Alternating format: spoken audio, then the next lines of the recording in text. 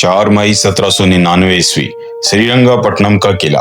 बरतानवी फौज ने किले की दीवारें तोड़ दी थी। हर तरफ खून था, धुआं था और मौत थी। लेकिन एक आदमी अभी तक लड़ रहा था। उसके हाथ में तलवार थी, आंखों में आग थी और सीने में एक ख्वाब था। जी हाँ, आजाद हिंदुस्तान का ख्वाब। और वो आदमी था टीपू सुल्तान, जिसे अंग्रेज टाइगर ऑफ मैसूर कहते थे। लेकिन आज वो शेर अपनी आखिरी सांसें ले रहा था। एक बरतानवी सिपाही ने उसे गोली मार दी थी और 48 साला टीपू सुल्तान जमीन पर गिर गया। जब अंग्रेज अफसर उसकी लाश के पास पहुंचा तो उसने देखा कि टीपू का चेहरा अभी भी बेखौफ था, जैसे वो जिंदा हो। लेकिन सवाल ये था, ये कौन था जिसने अंग्रेजों को 4 मरतबा ललकारा, जिसने रॉकेट टेक्नोलॉजी इजाद की, जिसे बाद में बरतानिया ने चुरा लिया, और जिसकी मौत के बाद अंग्रेजों ने कहा अब हिंदुस्तान हमारा है। आइए पलटते हैं तारीख के औराक जब वो शेर पैदा हुआ था। 1 दिसंबर 1751 ईस्वी, मैसूर। उस दिन एक ऐसे घर में एक बच्चे ने आंख खोली जो पहले ही से जंग की तैयारी कर रहा था। उसका नाम रखा गया फतेह अली टीपू। उसके वालिद थे हैदर अली, जो बाद में मैसूर के हकीकी हुक्मरान बने। हैदर अली 1721 ईस्वी में पैदा हुए थे और महज 5 साल की उम्र में यतीम हो गए थे। वो खुद एक बहादुर सिपाही थे, लेकिन पढ़े लिखे नहीं थे। इसलिए इन्होंने अपने बेटे को बेहतरीन तालीम देने का फैसला किया। टीपू को उर्दू, फारसी, अरबी, कन्नड़, अंग्रेजी और हत्ता के फ्रांसीसी तक सिखाई गई। वो घुड़सवारी, तीरंदाजी और शमशेर जनी में महारत हासिल करने लगा।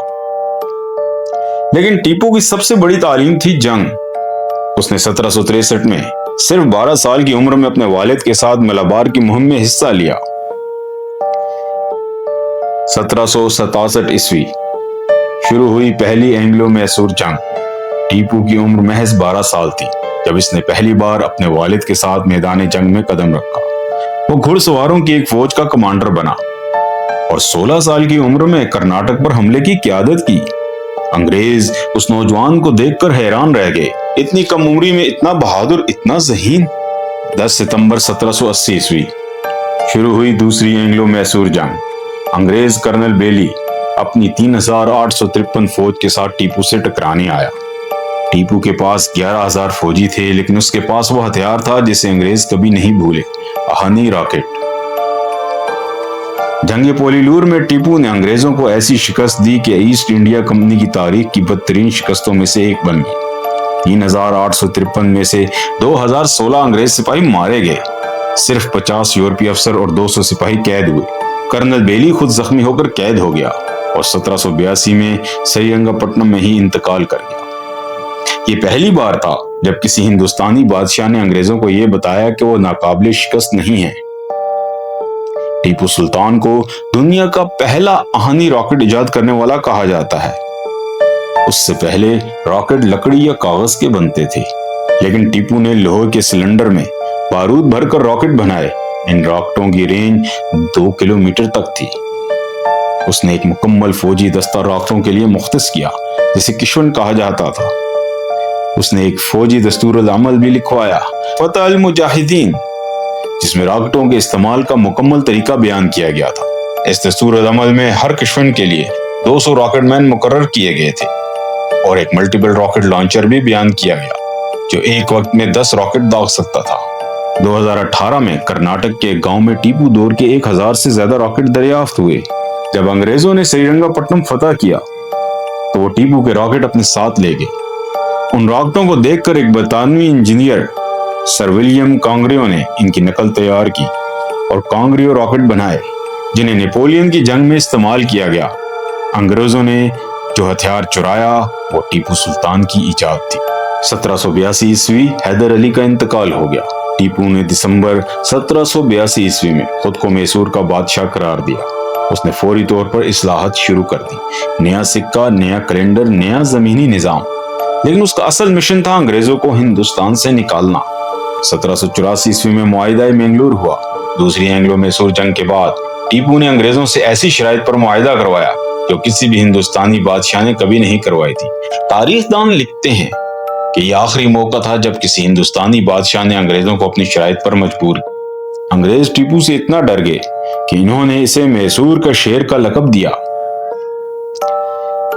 ٹیپو جانتا تھا کہ وہ اکیلے انگریزوں کا مقابلہ نہیں کر سکتا، اس لیے اس نے فرانس سے اتحاد کیا اور بعد میں نیپولین بوناپارٹ کو خط لکھے۔ نیپولین نے بھی جواب دیا۔